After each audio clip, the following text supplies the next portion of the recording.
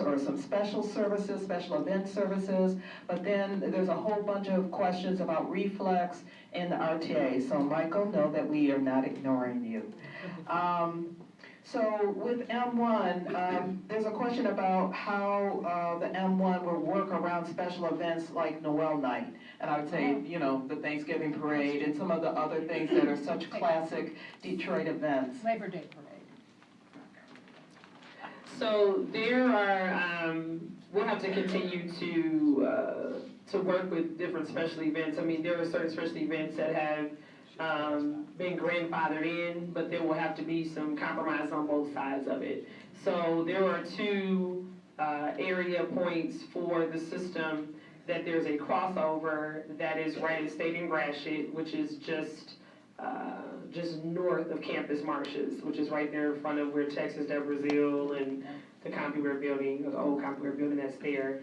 And then the other crossover track is right in front of Olympia, the new arena that is there. So what the crossover track means essentially is that there's an opportunity for us to stop service, so we don't have to go further down. So if there is, again, compromises, working with different events to talk about routes. So to say, okay, we can do this if you can kind of change your route. And we've been working with events closely with the mayor's office. They actually have us to attend a special events meeting every week. So when the events actually sit down and present, we work with them to figure out ways to compromise if we can.